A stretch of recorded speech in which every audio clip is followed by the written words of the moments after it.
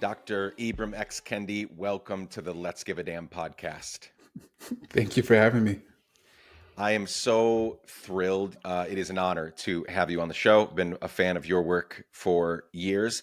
A little jealous because we are about the same age. I'm a year younger, and in terms of accomplishments, you have out accomplished me. Not really jealous. Just so grateful for you and your work, and real excited to talk about a variety of things today, including the forthcoming Malcolm Lives biography. So.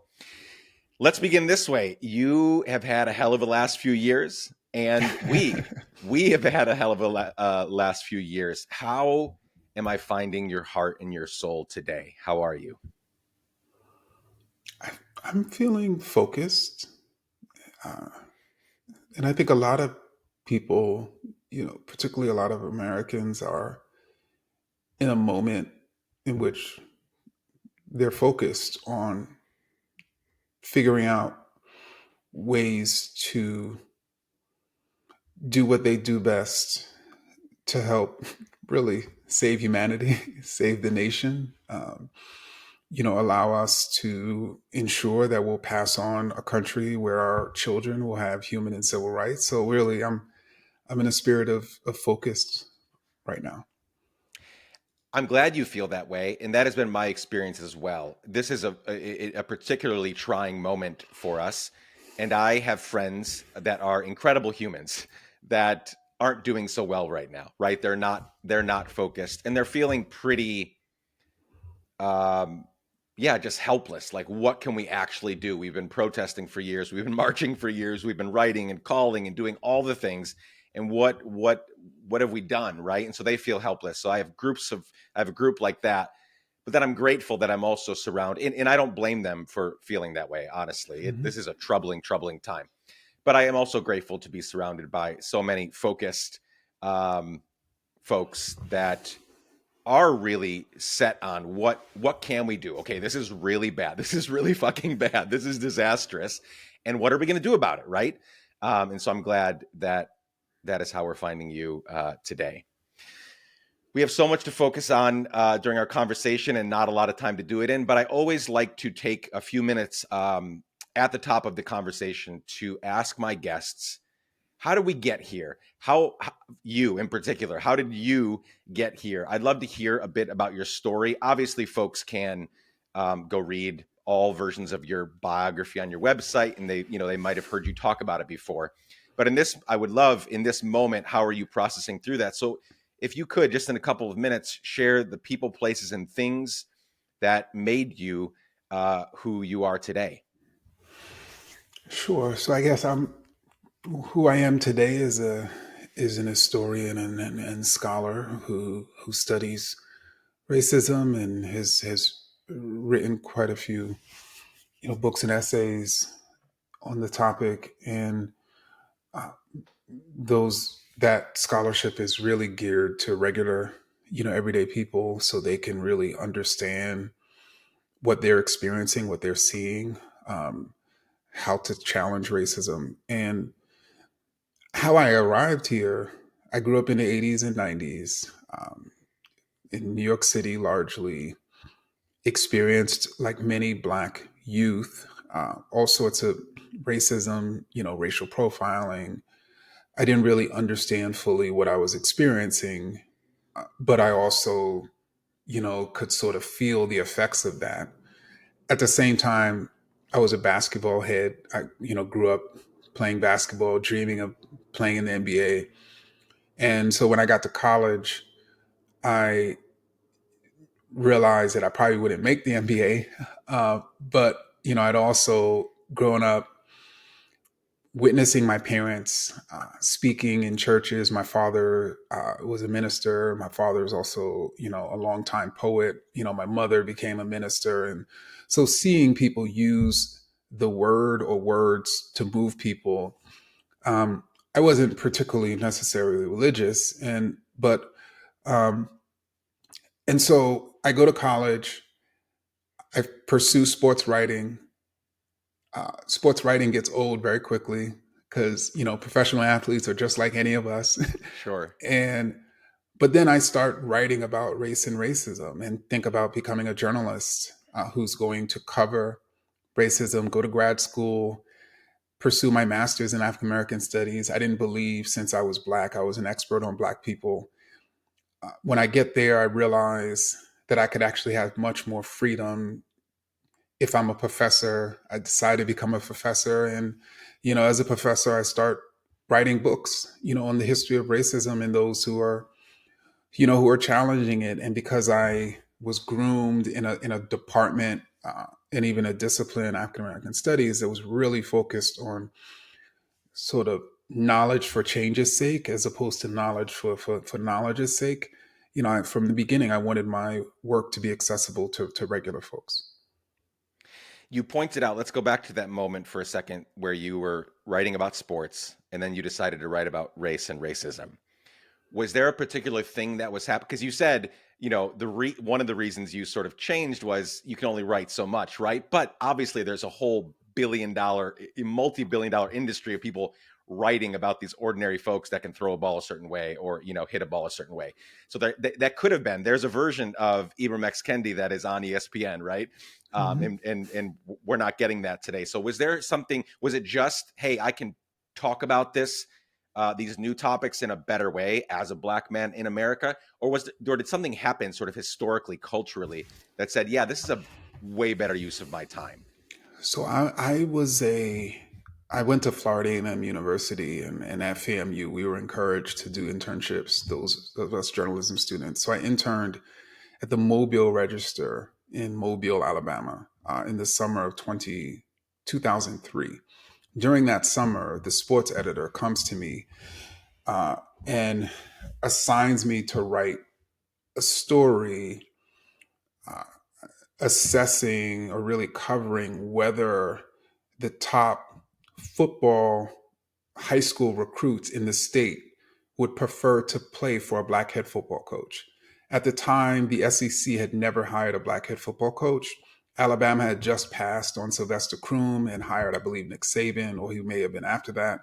At the time, Tyrone Willingham was the coach of Notre Dame and doing quite well. So I ended up talking to a whole bunch of high school football recruits in the state of Alabama and even a few other states, and ended up finding that a lot of them actually wanted to play for a black hood football coach. And we ended up reporting that story.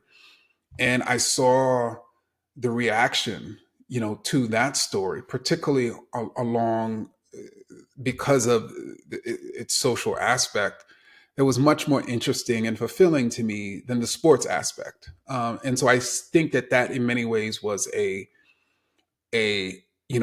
sort of a fork in the road that I took that got me to this point. Okay, that makes sense. I mean, that's sort of a huge moment right there where you're getting you're getting pushback about something that you shouldn't be getting pushback about. But this is America, and so the things that we shouldn't have to fight for, we still are hundreds of years into this American experiment. Just for some context, because we don't know each other. I live in New York City. I live in Harlem. So you were born, 11 miles southeast of where I'm at right now in Queens.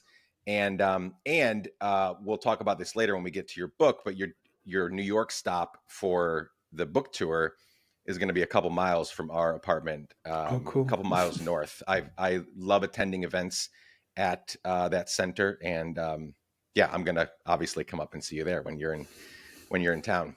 Great. We moved here about. We're not lifelong New Yorkers. I was born in Rochester, New York. My dad is an immigrant, and then I grew up in Guatemala, where he is from. But it Mm. was always the dream to get to New York, and here we are raising our three kids, which we'll talk more about because of the age range that you've placed on this biography is like right where my kids are. So I'm excited to get into that. Do you mind if can we talk about your name changes real quickly for a minute? Sure. I Sure. find it super fascinating. I find it really fascinating. So you were born Ibram Henry Rogers, and then in 2013, you changed your middle name from Henry to, and forgive me if I'm not pronouncing this correctly, Solani. Is that Solani, yes. Solani? Okay, meaning peace in Zulu. And then there was another name change whenever you married your partner, Dr. Sadiqa Kendi, and you chose the surname Kendi together, which means loved one in Meru. I believe there's so much power in a name. My partner and I, we put a lot of thought into our children's names and even gave them two middle names because we had so much that we wanted to communicate with their names. My surname is LAPARRA or LAPARRA. And if it Mhm. wasn't such a strong last name, and if there weren't only like 3,000 people in the world that had this last name, I would change it.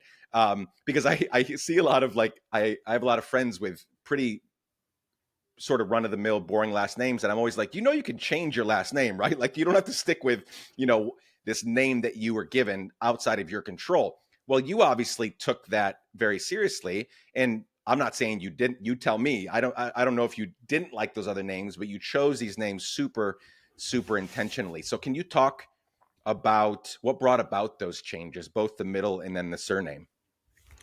It was a combination of not necessarily liking my middle and last names, as well as really being intentional on choosing ones that I really liked. And my parents sort of had a pact in which my mother was able to choose the middle name of my brother, my older brother, and then my father chose my middle name, and they both named us after ancestors in their family. So I got Henry, and she didn't like that name from the beginning.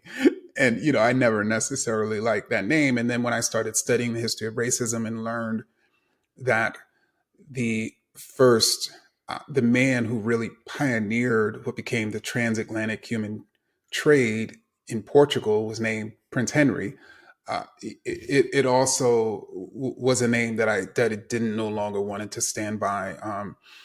And so I changed it to Zolani, meaning peace, because ultimately, if we're not working to create a society where we can have collective peace, then what are we really seeking to do?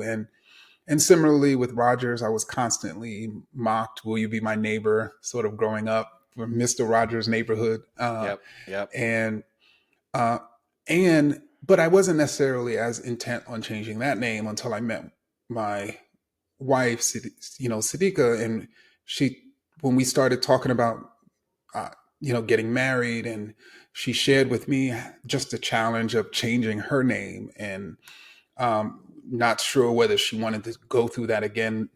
Our marriage was her second marriage, and so then I suggested her, hey, how about we change our names together? And she was open to that, and we ended up choosing our name together, Kendi, and actually unveiled it to our loved ones, at our wedding. And I should also add, there's also a tradition among African Americans to change their name, Mm. and part of that tradition was whether during or after the enslavement era, when African Americans wanted to remove the name of their enslaver, and even since then. I mean, even people like Malcolm X, right, who decided to drop his name, Little, and so I also knew that tradition, obviously being an historian of Black America.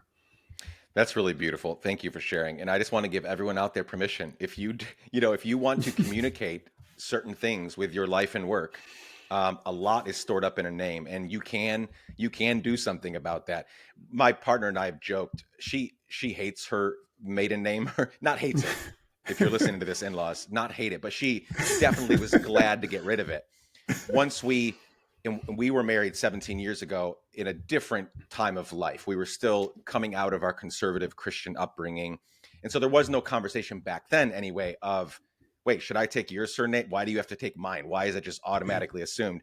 And so in recent years, I've offered to her, I'll change, like, I will change. I love my last name, but like, I will change it, or let's change it together to something that we really want to communicate. And she loves my surname, and I love it as well. So we're not changing it. But the very fact that those conversations can and should happen, and you're sort of giving us this example of, hey, if you don't like it, you can change it and put like meaning behind it. So And if whether I can just add very quickly, for those Americans who have that tradition, as well as for women who who oftentimes change their name when they're married, it I think there's more conversation literally right now as we speak because the House recently passed the so-called SAVE Act, which quote unquote requires somebody to prove their citizenship by producing a birth certificate, or a passport. And for those who may not have changed their names,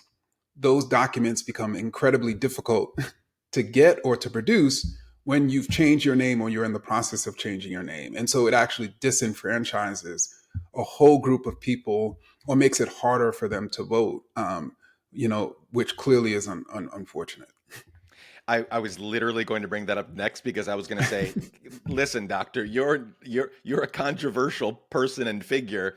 Are you worried that they could use that against you? You and your wife, like, they could easily make a case there. Obviously, it's a shitty case, but like they can make a case for, listen, it doesn't match up, and we've passed this thing, and you got to abide by it, right? Because there has been talk of not just deporting green card holders and undocumented migrants. There's been hinting of, like, even if you're an American citizen and we don't want you here, we could send you elsewhere, and they could use things like that. So I mean, I think we will fight against that, and I hope it doesn't get to people like you. But it's a real it's wild that we have to consider, hey, it doesn't match up with my birth certificate. Is this going to be a problem? Am I going to be able to work here? Am I going to be able to do my work here in 2 or 3 years? Exactly. Let's hope that doesn't happen. We're going to get closer to talking about Malcolm Lives. I want to mention another book, though, that you wrote that has impacted me deeply. You've written many books, 15, right? Is my number correct? 15, 16? Yes, 16. Yeah, insane. But the one I want to address real briefly, because this is such a cornerstone of it's such a foundational part of your work. You wrote How to Be an Anti-Racist, and again, a controversial book. Shouldn't be, but it's. I could probably find people each and every day that are talking about this topic, both positively and negatively. So we're not going to spend a lot of time here, but I do want to bring this up because I think it's important. Again, all of your work is bound up in this idea, right? I think of how do we communicate what's going on in the world? How do we move past these things? How do we break down barriers? How do we create not just equality, but equity? We need to go beyond equality. So because How to Be an Anti-Racist was such an important book, what is and again, you've talked about this ad nauseum. I'm so sorry to ask you again, but for those listening today, no, it's okay. what is the difference? Because I think it's so important, because this also doesn't apply just to anti-racist. This also applies to if somebody says, well, I'm not a transphobe, versus I'm an anti-transphobe, or I'm like, it's so much deeper and bigger to go beyond just saying I'm not this. So what is the difference between saying I'm not a racist versus someone saying I'm an anti-racist? Why is it not good enough for someone just to say, well, I'm not racist? Well, let me give an example. In 1820, actually, let me fast forward to 1860. There were about 4 million enslaved Black people in the United States. And those who were enslaving those Black people wanted, let's say, uh, white people who weren't enslaving Black people in the North to do nothing. So they just wanted them to do nothing. They were completely fine with those Northern white Americans who said, I don't like slavery. And then period. They had an issue with people who were abolitionists. In other words, I am going to, whether they were Black or white or another racial group, I'm going to actively seek to abolish slavery.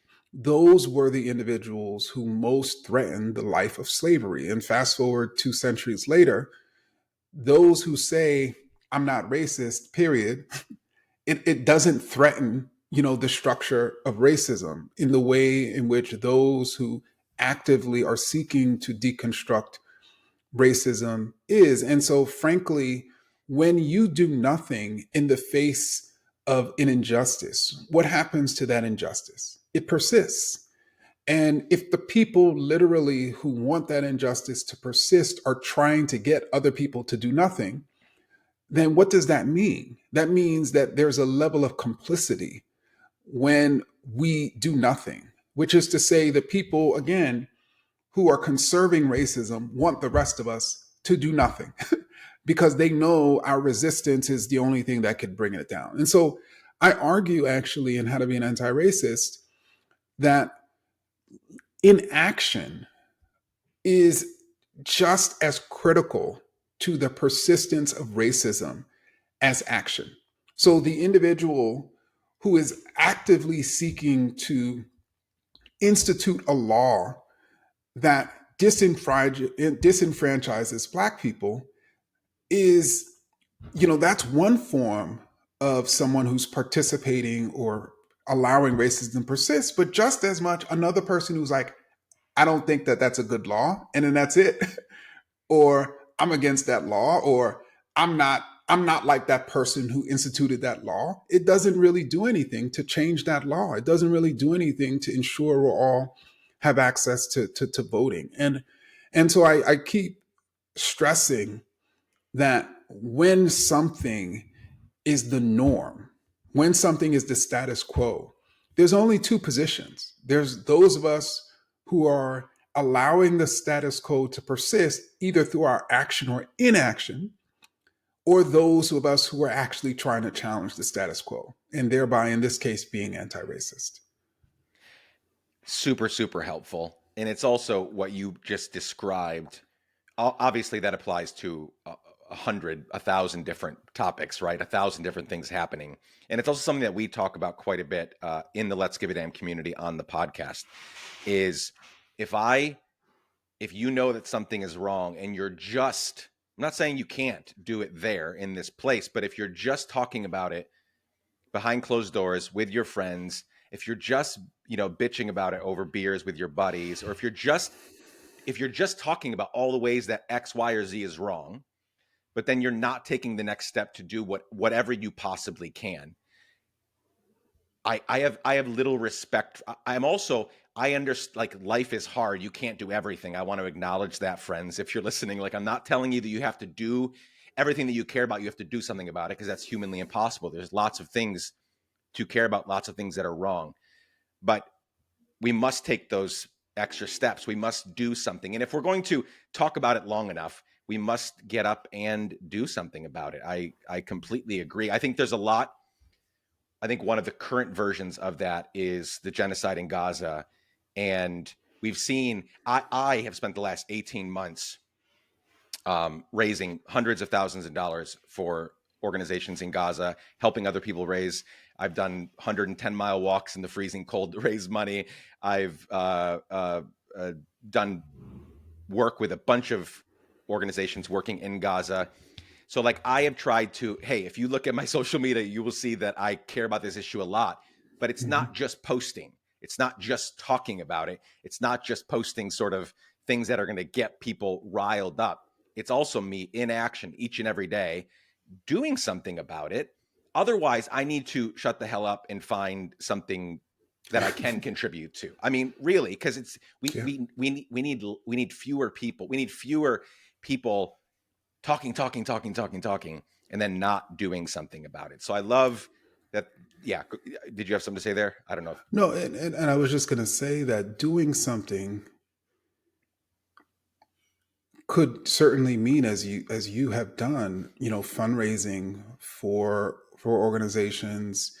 It could mean donating to organizations, because typically with most of these issues, and whether it's the genocide in Gaza, or racism Black and brown people are facing in the United States, they're typically organizations who are engaged in challenging that injustice. And so the question becomes, for you as an individual, how do I support that organization?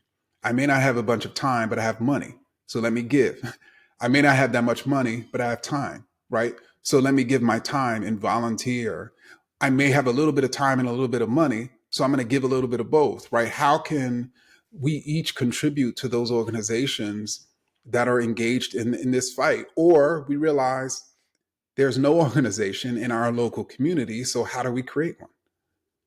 That's really helpful distinction. Thank you for going one step further, because there isn't one, there are 1,000 different ways to be anti fill in the blank, right? It's not Yeah. just the way that I do it, for sure. In fact, I have a good friend here in the city who will remain nameless for literally his own safety and his livelihood. But the job he's in, that he has been in for 35, the career he's been in for 35, 40 years, does not allow him to speak up in the ways that he would like to.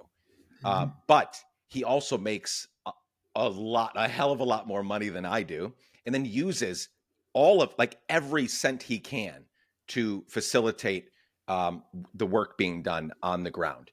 And so that is a beautiful example of someone that can't speak up in the way that I do, but they're using everything that they can do to move this forward. Because at their age, it would not make sense for them to like give it all up and like hit the, that's not for everybody to do.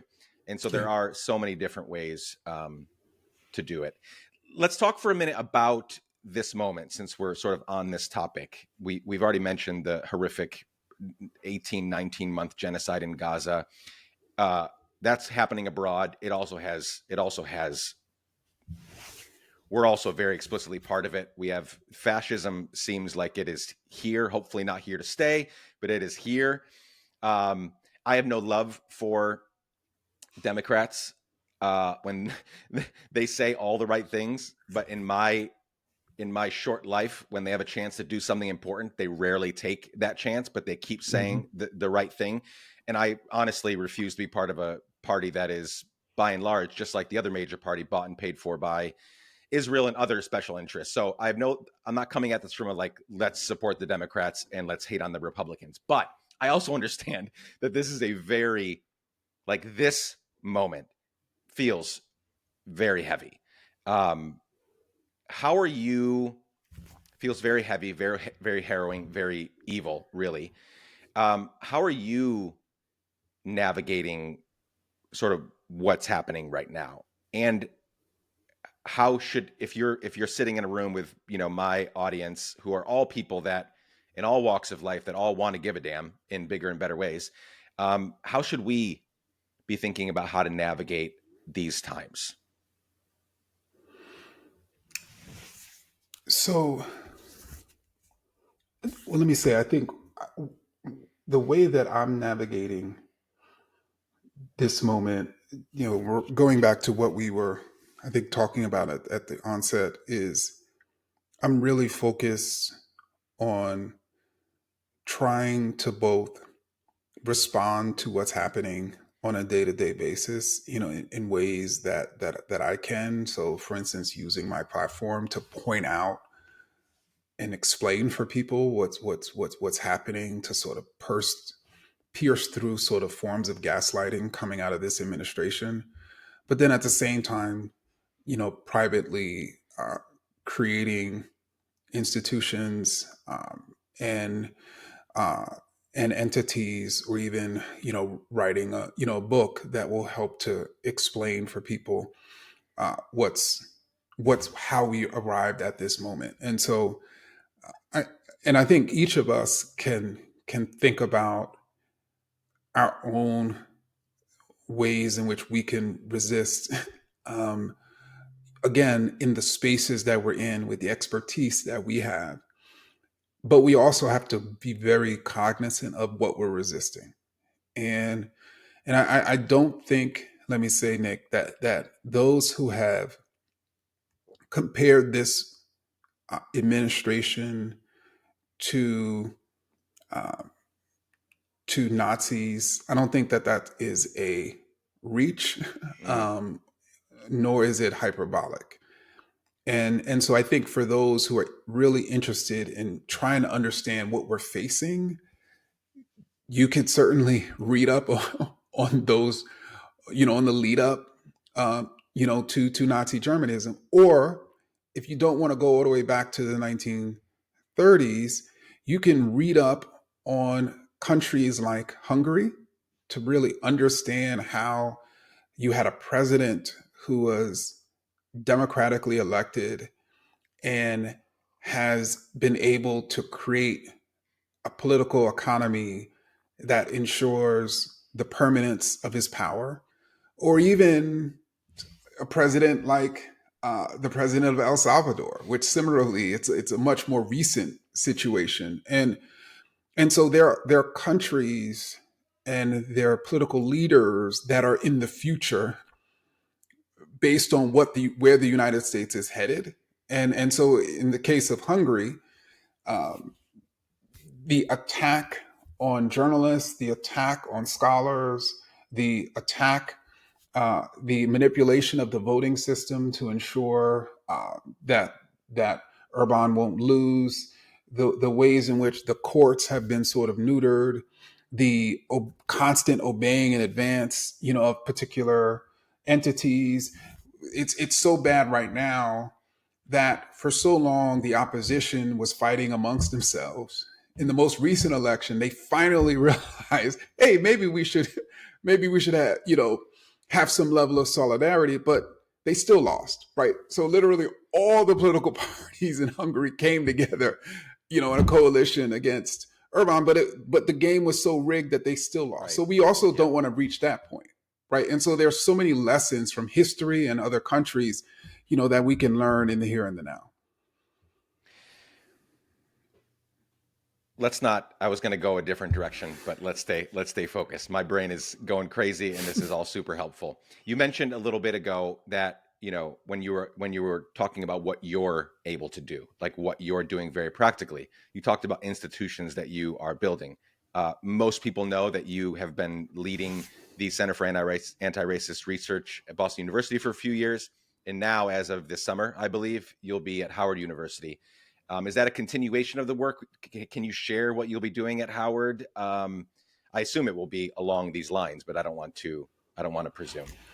So it is a continuation of the work, but at the same time, it is a shift, and it's interesting because we started to envision this even before this the previous election, but really trying to create an intellectual space where some of the most important creators, anti-racist creators and intellectuals can come and be on fellowship and produce that highly impactful project at a moment where those spaces are under attack, are declining. I mean, to be able to have that intellectual space is going to be critical. So that's sort of one element of our work. We're also going to be continuing to build the Emancipator, which is this digital platform that covers sort of racism.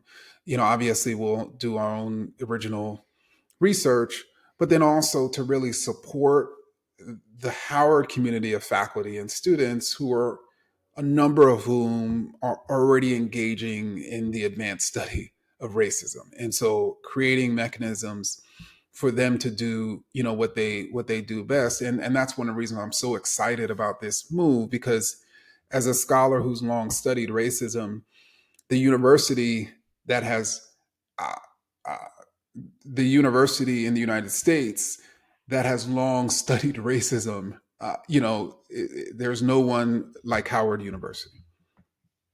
Thank you for sharing that. And I, for one, am incredibly excited about what you and those around you will be building at Howard. Here's something I find interesting. You've written or co-written 16 books, and about half or over half of them have been books for children, in the children age range, which again, I love, because I live in a home with hundreds and hundreds and hundreds and hundreds of books. They are everywhere. Each week, my kids go to the library at least once, but usually 1 to 3 times, and they come back with 50, 60 books every single time. Then they read through them, and then we're back to the library, and we have to carry all the books back and forth. Thankfully, we live in a wonderful city with libraries everywhere.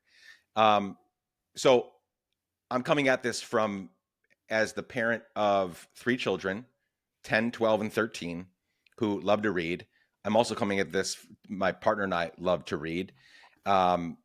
So why and when did you start writing? I guess I can look back at your first kid's book and see when, but like, what was sort of happening? Like, why did you start writing books for children? And you, as a scholar who you could talk to just adults for the rest of your life, right? With your work and all, like, and adults would be there to pay attention to you. Why is it important for you to spend a substantial part of your life and work writing books for children?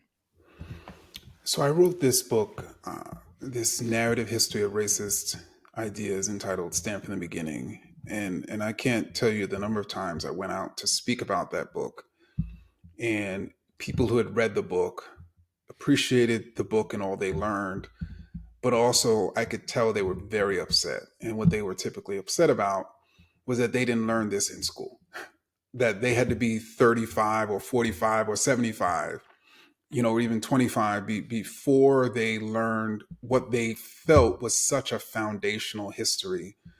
And and so then they would constantly tell me, like, we need this in every school. We need young people to be reading this. If I read this history when I was younger, it would have changed my life. And these are people who are, like, let's say if they're black, and if they would have read this history when they were 13, being told there was something wrong with them because they were black, it would have profoundly uh, transformed how they were experiencing the world, because they would have learned there's nothing wrong with them.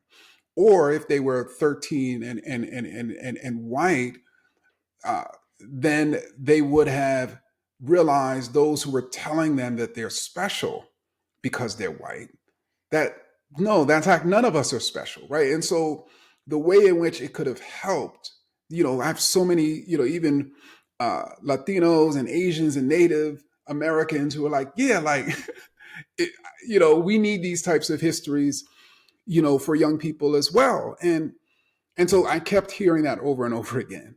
Uh, and I tried to listen to people, particularly the readers of the book. And so that's what ultimately led me to work with Jason Reynolds to remix Stamped from the Beginning for a YA audience. And then I saw the impact, of that book, of those books. So that was happening. And then the other thing that was happening was, once I entered into that community of writers who were writing for young people, I realized how they were taking my own personal mission to create accessible books to a whole nother level. Right. I mean, it because when you're writing for young people, like, I mean, and you want it to be read by a lot of young people, it has to be a well-written book, right? Young people are just not going to read. They're going to be less likely to read boring books. Yep. Adults can feel more obligated, but especially young people are not going to read those books for fun. And so I think that that became pivotal. And then I remembered my own upbringing, and I didn't read books as a young person. And I didn't read books as a young person largely because I didn't like the books. They weren't interesting. And then the final thing, which I think is just as important, but I don't talk as much about publicly because it's hard to talk about, is that there's a number of adults who are reading books written for young people. And why are so many adults reading books written for young people? Because those authors are razor focused, potentially more so than those who are writing for adults, on the experience of the reader, right? Because they know how important it is to ensure that the reader has, a pleasant experience, with the book. And so you have a ton of adults, right, who are reading books for young people. And then, because our educational system is so shoddy, the majority of adults are reading, at a sixth grade reading level. And so it is critically important, if we want to reach adults, to ensure that these books are heavily accessible, right? For us all. So those are all the reasons why. And there are those scholars who would frown upon me as a scholar and question my, whether I'm a true academic because I'm writing for young people. I don't care about them. I care about the young people. Man, there I was gonna raise my hands like I was in a charismatic church there for a minute. Like, that is so so incredibly helpful. And I'm so grateful that that much thought and intention went into it. And really back when, you're given the experience of Stamped and being out on the road and hearing the feedback, that you were in a place where you could hear that both physically from the fans and the people and the readers, but also just hear what was happening sort of in the universe. Because as the parent of 3 kids who read a lot, I am so focused on the one hand, let them read sort of whatever they want, but also Mhm. what is attractive to you? What are you wanting Yeah. to read? Like when they started getting into like anime and stuff a lot, like in like manga, like my first reaction was to say, hell no, like read a book. Like you get enough, you get your 30 minutes a day on the iPad, you get your whatever, like at least for these moments when you're reading, read, you're 13, like read, words on a page. You don't need more than that. Figure it out in your head.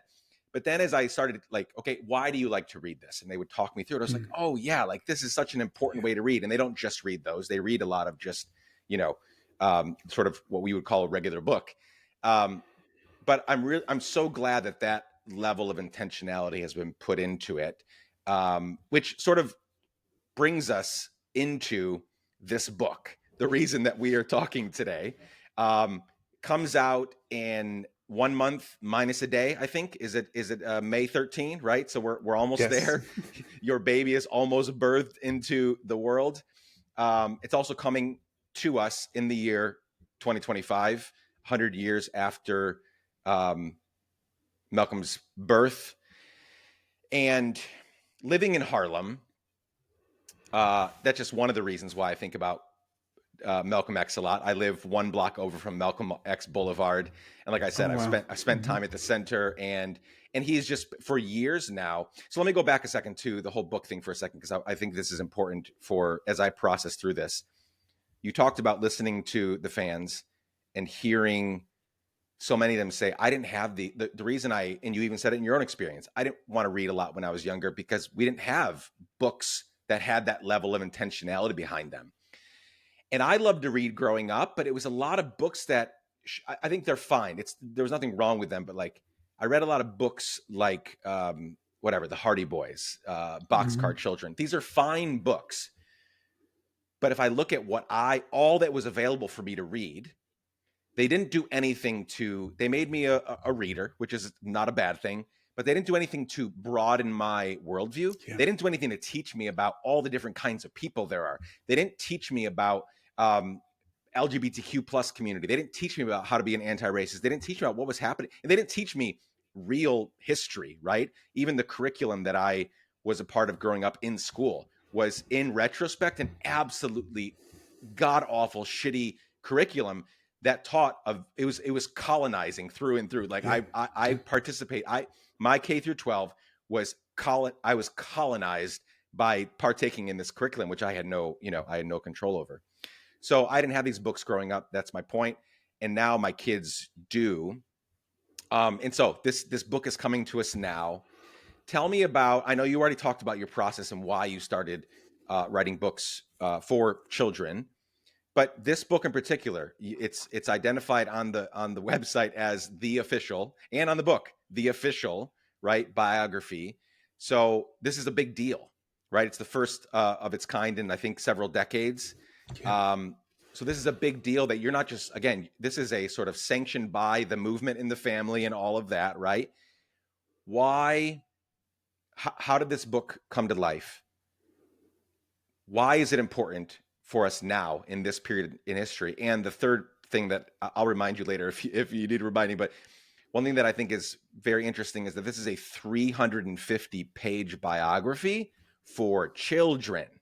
Like, again, I have no doubt that my kids will eat it up.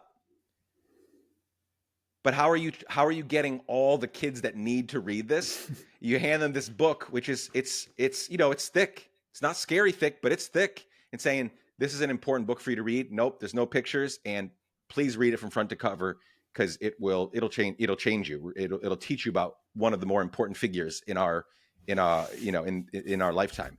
So yeah, all of that was a lot. But talk to us about the book. I'm so excited about it. Well, I think in terms of how the book came to be, I, in many ways, was informally studying and researching the life of Malcolm X, for 2 decades, but I never imagined I'd write a biography. It was almost something that I was doing almost like as a hobby, even though it was, another scholarly activity. And, fortunately, the estate of Malcolm X, his family, as well as a publisher, sort of came to me and asked, if I'd be willing to write this official biography. And so, of course, I jumped at the chance, and I think, and we wanted to do it to sort of match his 100th birthday. And I think it's an incredibly important book in this specific moment where you have people who are really looking to looking for a wellspring of courage. Yes. And Malcolm X was one of the most courageous humans that ever lived. And so there's that aspect. I think secondly, the book is a story of Malcolm's life, but you can't tell the story of Malcolm's life without telling the story of the life of racism and what it means to challenge racism. And so young people and adults who are reading this book can really get an introductory or even a more advanced conception of how racism literally impacts people and how individuals can challenge racism. And taking it a step further, how Islamophobia impacts Muslims and how Muslims can challenge that is Islamophobia. And so I'm really excited. And how do you get people to read the book? I actually was quite encouraged because I have an 8-year-old daughter and a 2-year-old, and then of course my wife. And my when our advanced reading copy came, my 8-year-old daughter took it and went off and literally read it cover to cover, Wow. and really appreciated it. And then so did my wife, right? Who told me how much she sort of learned about Malcolm X. And part of the challenge is most people, if they've read a book about Malcolm, they've read his autobiography. So they haven't necessarily read an incredibly engaging biography that sort of moves quite quickly. And so that's what I wanted this book to be. And so we give it to a child, and I knew that I have about 2 or 3 pages to catch them, and so I tried to ensure that that happened and to keep them engaged. The book is largely told in scenes, and so it reads on some levels like a novel. And there are very few nonfiction books that kids are reading, and so I knew that to really get young people and adults who also prefer novels to be willing to read this book, it had to, in a way, read like one. I'm in the middle of reading it. I started a few days ago. I'm in the middle of like 5 books that for upcoming guests. I get a lot like my wife who loves to read. She's always jealous because like all the time, like authors and publishers are sending me books because they want their guests to be on my podcast. And I've been very grateful. Like I didn't start out interviewing a lot of authors, but that's Mhm. sort of become like probably half of my guests are authors, and I love Wow. that because it gives me a chance to dive into the written word. But so I'm not finished with it yet, but I couldn't agree more with how you talked about the very beginning. The first few pages, hell yeah, I'm in. And it reads so well. And as you pointed out a few minutes ago, yes, the back of the book, or the age range is, somewhere in the, mid child range, 10 to 14.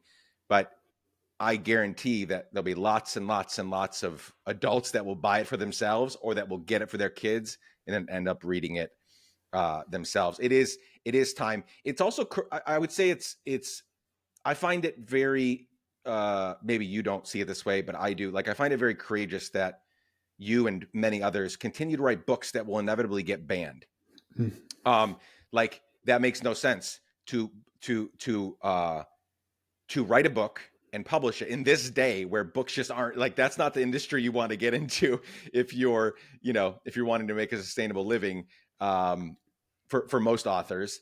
But you're writing this book that, yeah, there will be untold numbers of schools and dozens of states probably that will put this on their watch list and will ban it. And so you're already cutting out a bunch of people that won't even get a chance to like read it. And that for me says a couple different things. One is we need to keep writing books like this. Like as quickly as we need to write them and publish them quicker than they can ban them. I think it also tells the powers that be. It also tells our fascist in chief and his just team of fools that like this is a lose. Like hopefully at some point, if they're not already having the conversation, like they're not. This is one thing I love about books like this, and when I see protests where I see young people just not giving a fuck what the police are telling, like they're not scared anymore. Like this, whether it's standing in a protest and defying the powers that be with a badge on, or writing a book like this, or any number of other things, that we need to continue to let them know that I don't know the future. I don't know if this American experiment will live on or deserves to live on. I don't know what's going to happen, a month from now or a year from now or a decade from now. But we have to keep pushing against these evil powers by writing books like this. And it took me, 2015 was a big year for me. It was the year that I finally decided I'd already wanted very deeply to get out of my sort of conservative world. And I was very much out of it at that point, but still not educated on most of this. I lived a very sheltered upbringing, theologically and just culturally and everything. So 2015 was when I decided everything's changing. I'm going to unlearn every single thing that I want to unlearn, and then I'm going to fill in that space with all the good stuff. So it wasn't until 30 that happened for me. My kids, our generation, like the parents now that are raising kids, they're getting it when they're little kids, 8 years old, taking the book, reading it from cover to cover. Like that just wasn't an option for me growing up, and it is for our younger generation. And so it makes me hopeful that in a decade or two, if we're still around as a country, those same kids are going to be, they'll be the scholars, they'll be the authors, they'll be the activists, they'll be doing a much better job because they got several decade jump on us. Yeah, and that's why they're banning these books. That's why they're defunding our schools. That's why they're smearing and firing teachers, because they want our kids to be like us. Yeah. Which is to say they want their kids they want our kids to be 25, 30, 35 years old, and then basically have to make a decision to almost throw up decades Yep. of ideas, which is an incredibly hard thing to do. And then potentially also have to make some very difficult decisions in terms of who we remain connected with. Because chances are, if we hold ideas, we form relationships and friendships with people who hold similar ideas. So once we start changing, that doesn't mean our friends are going to change, right? And so now we have to choose between the truth, let's say, or our friendships, which is an impossible situation, right? So, and many people, of course, decide to stay, connected or stay thinking the same way because they don't want to essentially have to move out into a new life. And so, but with our kids, to be able to learn gracefully and beautifully over time, and not have to reach this point in which we have to sort of unlearn painfully all these Yes. ideas. I mean, that's what they don't want, right? And I think that's why it's incredibly gaslighting for these folks to claim they care about our children, to claim they're trying to protect our children, when they're literally trying to stop our children from understanding history, understanding the world, understanding truth, preventing our children from having the ability to befriend any person from any walk of life, preventing our children from recognizing that there's nothing wrong with human beings, and the problem is actually, rules and policies. Like, to me, and even creating mechanisms whereby children end up doing horrific, coming of age and doing horrific things. Earlier today I saw, at a middle school where a bunch of kids beat up, I think, a girl who had a hijab, or, cases in which you have, a boy comes of age and engages in a mass shooting. Yes, we can blame those kids, uh, but we should also be blaming the larger environment that we didn't transform for them. That's what our job is as adults, right? To ensure that the environment that our kids are being raised in, are ones that are going to ensure that they can lead fulfilling, healthy, equitable lives. And so that's one of the things why I write. One of the reasons why I write children's books. And let me just also add, Malcolm X is often spoken about for what he did as an adult. Yeah.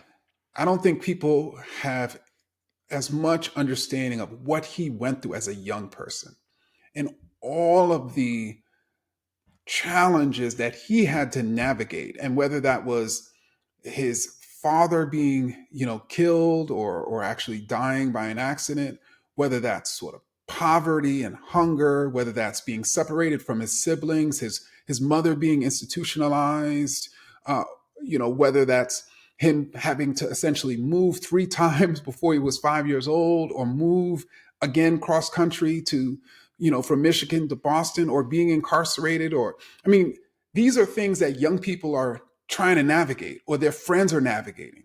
And we're not talking to young people about these things. And so they're able to learn from Malcolm's story, about poverty, about hunger, about incarceration, about what happens when a parent Mm, leaves you, mm. that you're not the problem, right? As so many of our kids think, if a parent isn't there, that there's something wrong with them, right? And that's one of the things I'm really excited about in terms of the book. Of course, there's so many aspects of him becoming this grand historical figure and challenging racism, but the humanity of what he had to navigate. A teacher telling him that, when he told the teacher, I want to be a lawyer, the teacher being like, not believing in that. Those are things that our kids face. And if we're not providing them with stories of how other people navigated that, then it's going to be much harder for them to navigate it themselves. I'm so, so, so excited for this book to come out. Thank you for sharing all of that.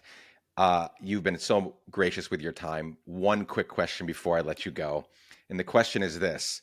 Um, what are you doing practically to take care of yourself? Like, I get that a lot as someone who's out there in the mix talking about these things every day, all these like heavy topics. I have good friends and I have a board of directors over my life that like checks in on me and takes care. Like, I had to form that because I needed people to tell me like when to stop, when to go. You're doing too much. And one of the questions I get all the time is like, Nick, I get it. You're doing this and you're going to mass and you're whatever. Like, you're doing things to like take care, but like, what are you practically, like, how are you physically taking care of yourself, Nick? And so I think about it a lot because they force me to think about it. How are you just in the midst of all this, like very practically? Is there anything like fun or sort of trivial or throwaway? Like, how are you taking care of yourself during these times?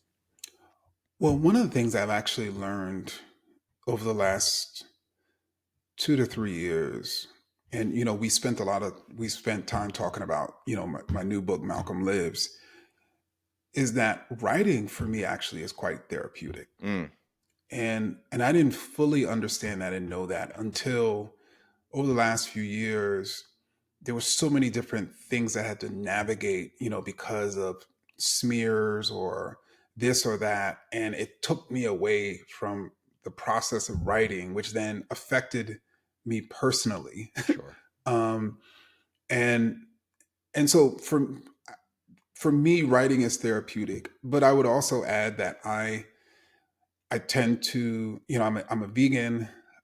I, of course, try to exercise. I have a 2-year-old and an 8-year-old who don't care what's happening in the world. They're still gonna, you know, cry and whine and laugh and do all the things that young people do. And so, trying to be present for them and with them is also important for me. And then also know just knowing emotionally that all I can do is what I can do. So I can't, the beauty about our resistance is that it's going to take us collectively in order to create a new world. So what that means is we as individuals, we shouldn't put too much on our shoulders, Yeah. right? And so Yeah. constantly remembering that I can only carry what I can carry, also helps me through it. Super helpful. Next time we talk, if that ever happens, we got to talk about the vegan thing. We've been vegan for years, raising vegan kids, and it's been a very important part. People are probably sick of me talking about it. Like for me, it's not just like conceptually like a big idea, a way that I can take care of the planet, but I think it also does like I think it's a very like healing way to live, and Oh so yeah. I love that as well. But that's for next time.